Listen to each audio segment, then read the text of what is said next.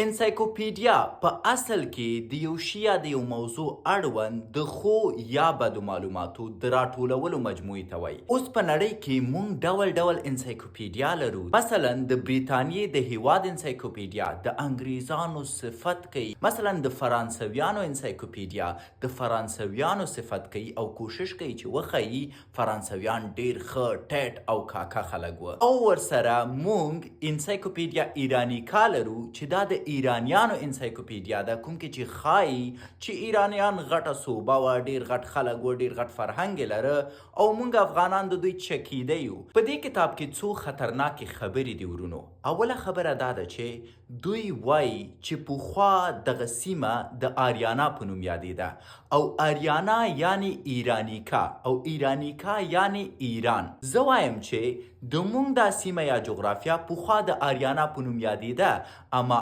آریانا د ایرانیکا معنا نه ورکوي، ځکه کلم چې ته دا منې چې آریانا یعنی ایرانیکا، نړۍ بیا وایي چې ایرانیکا یعنی ایران. نو اوس دوی غواړي خلکو ته وښیي چې موږ ایرانیان د ایرانیکا یو او ایرانیکا یعنی پخوانی آریانا. ځکه زه فکر کوم چې آریانا د افغانستان خلکو پورې اړوند لغت دی، نه ایرانیکا نه ایرانیان. پس که چیرته ماته یو څوک ووایي چې ته ایرانیکایې که آریایې، زه ورته وایم چې زه آریایی یم. خو انسایکلوپیډیا ایرانیکا وایي چې نه، آریایی یعنی ایرانیکایی او ایرانیکایی یعنی ایرانی. او دا پروژه یو چا راوویسته د احسان په نوم.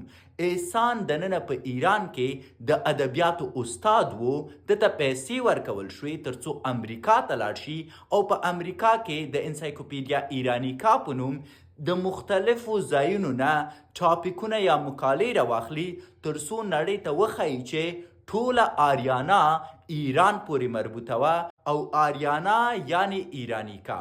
مګر مونږ نه منو، آریانا هیڅکله ایرانیکا کیدی نشي. په هر حال په دې کتاب کې وروسته بیا دا راځي چې ژبې درې ډوله دي. یو پخوانۍ ژبې دي چې دوی وایي لکه اویستایي ژبه او د دې ژبو تاریخ 15,000 کاله پخوانی دی. د هغې نه وروسته بیا وایي چې متوسطې ژبې دي او د هغې نه وروسته په دې کتاب کې وایي چې نوې او موډرنې ژبې دي او په نوو موډرنو ژبو کې مثال ورکوي چې یوه پښتو ده او د دې تاریخ د 1000 کالو نه ډیر نه دی.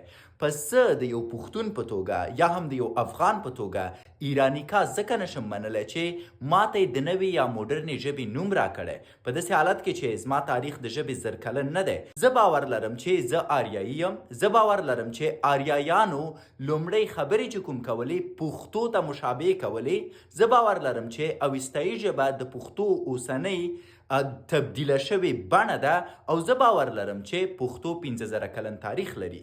پس که چیرته تاسو د انسایکلوپیډیا ایرانیکا نه استفاده کوئ، دا د ایرانیانو لخوا جوړه شوې پروژه ده چې په دې کې غواړي وښیي چې ایران په پخوا وختونو کې ډیر ستر و، افغانستان د ایران یوه حصه وه او په افغانستان کې پښتو ژبه د ایرانیکا ژبو یا د ایرانی ژبو یوه کوچنۍ برخه ده چې نوې رامنځته شوې ده. دا چې یو څوک ایرانیکا ته احترام لري او وایي چې نه زه هغه منم، کور ودان ودی مني، اما ماته منطقي نه ښکاري چې زه ځان ته ایرانیکایي وایم. ماته منطقي نه ښکاري چې زه ومنم زما پښتو ژبه نوې یا موډرنه ژبه ده. ماته منطقي نه ښکاري چې زه ووایم چې پښتو 1.5 کاله کېږي چې راوتلې. زه فکر کوم چې زه آریایی یم. زه فکر کوم چې زما ژبه آریایی ده او زه فکر کوم چې زما د ژبې تاریخ 15,000 کلن دی. د همدې د خاطره د ایرانیانو د انسایکلوپیډیا دا پروژه نه منم او غوښتونکی یم د پښتنو نه چې انسایکلوپیډیا افغانیه جوړه کړي یا انسایکلوپیډیا پښتونیزه جوړه کړي ترڅو موږ د خپلې پښتو اړوند په هغې کې هغه مقالې راجمع کړو کوم چې زموږ په ګټه اوسي. دا چې ستاسو یې په اړه نظر څه دی، حتما راته ووایاست.